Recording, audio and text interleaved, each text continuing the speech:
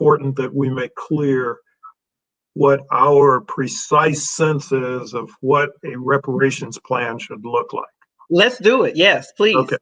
So we start with a declaration that the eligible recipients for reparations must be Black American descendants of U.S. slavery.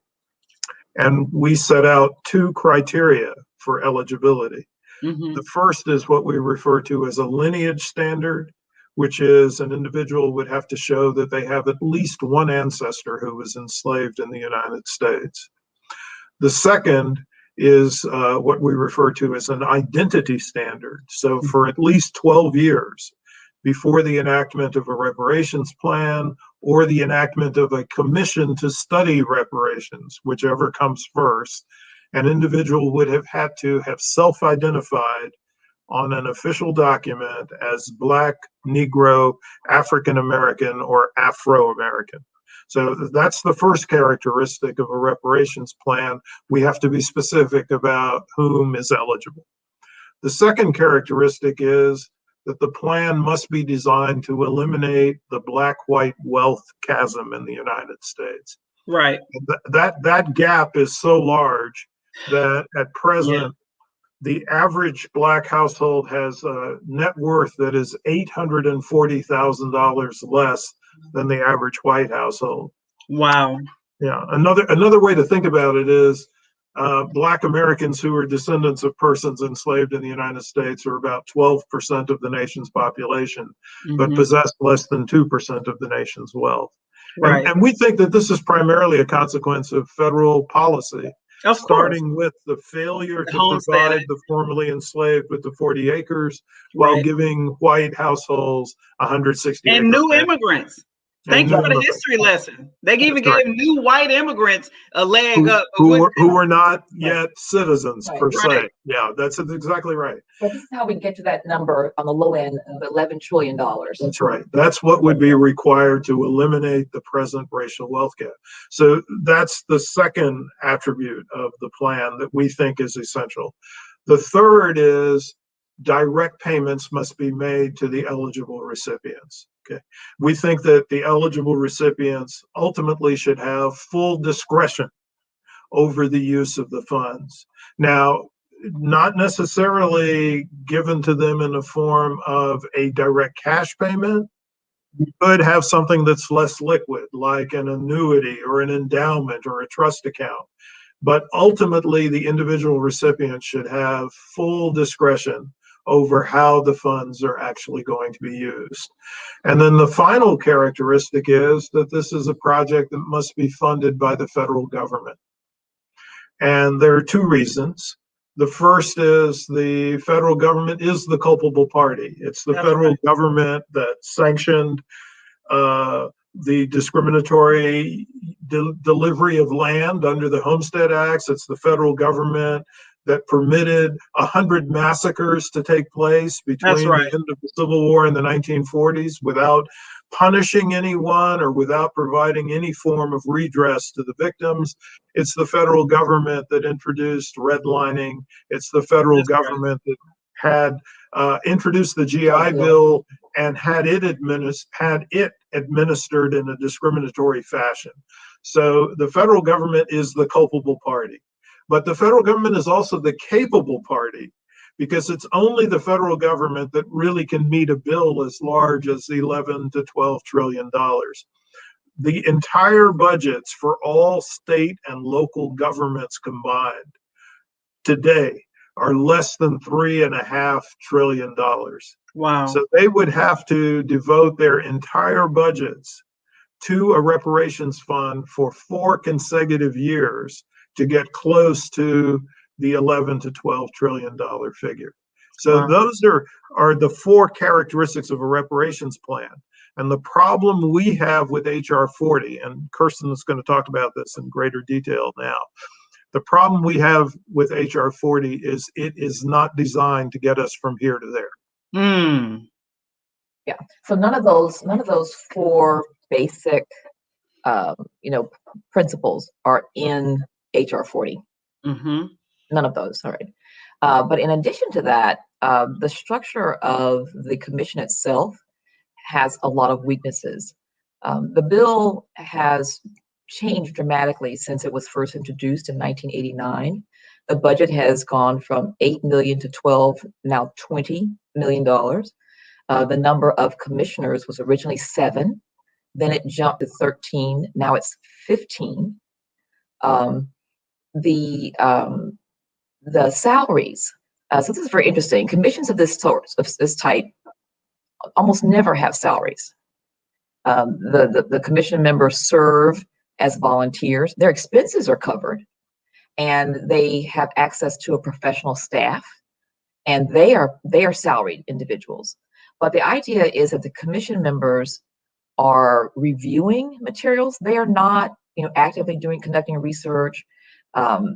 This is not a day-to-day. It's not a full-time job. Mm-hmm. And so we're kind of puzzled about why they're insisting on salaries. But not only that, how much are the salaries?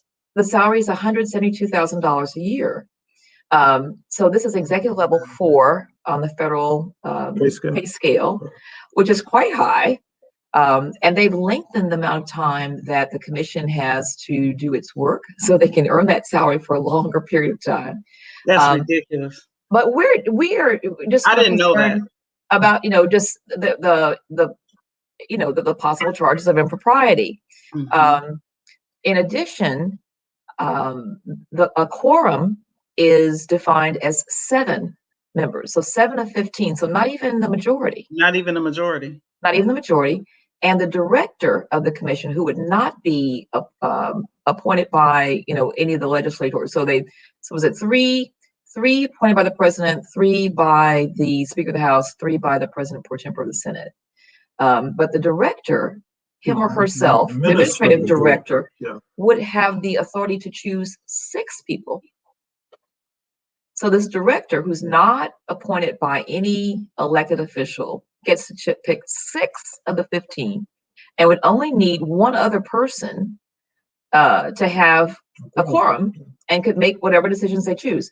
So then on top of that, the bill indicates that the commission will be exempt from the Federal Advisory Act. The Federal Advisory Act was put in place in the 70s to make sure that commissions operate in daylight, that there be public involvement in the form of hearings, that the minutes, the notes, the transcripts be made available to the public. This commission will be exempt from that requirement. Wow.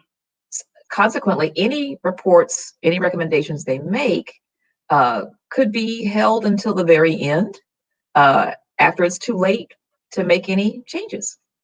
It's just odd. On top of that, they have mandated that no elected officials and no government employees may serve. So what that means is no mayors, no governors, no cabinet members, no senators, no members of the House may serve, and no government employees may serve. So it's odd, very odd. For the most part, commissions of this type almost always have members of Congress who serve, which you hope that will increase the credibility of the commission, its integrity. Elected officials are responsible, must be responsive to their constituents. Mm-hmm. This commission is responsible to no one. Wow. Why is that? I have some ideas. Go ahead. There's some curious things about the way it's put together. And, for us, a commission of this type this is a sacred mission. And we don't believe that these individuals should be paid. They should be volunteers. The work, they have a professional staff that is conducting research that, when you look at, for example, the California Department of Justice Reparations project. Yes, tell me what you think about that. So they have the task force has the staff of the Department of Justice at its disposal. Mm-hmm. Their job is to review the materials, and they have funds to hire scholars, special Consultant? consultants, strictly the SMEs, what the M stands for, but subject matter experts who will be paid. But the idea is that they are reviewing and making decisions about the materials that other professionals have generated at their will, at their instruction. But it's not necessarily, conceived that you will have to, there's so much work involved that you have to quit your day job in order to do this work. Right. And we asked some questions about an individual who would not serve unless they received $172,000. So it's just odd. I mean, these are the changes that were made in the most recent markup. And when we have talked to individuals, including elected officials, about HR 40 and begin to talk about the bill at this level of detail, I won't say who the individual was who said, "How do you know that?" And we said, "It's in the bill. It's in the bill." So you can tell these people not even reading the bill. Exactly.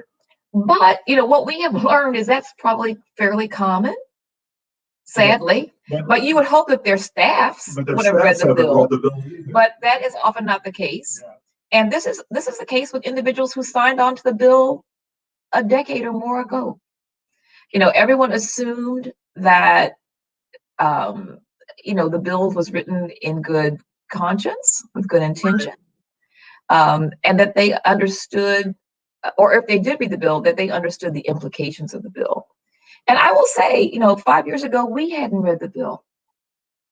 And we were shocked when we finally sat down and thought, oh, is this what HR 40 says? Right. It's problematic, And it doesn't say. There's more about what's not there. Yeah. I mean, there's some other fine points too. Like, it starts the clock with 1619. What? But the federal government, the republic didn't exist in 1619. Right. So we start the clock at 1776. Okay. If the federal government is the culpable party, you need to have a federal government in place, in order to make a claim. But these people are playing games.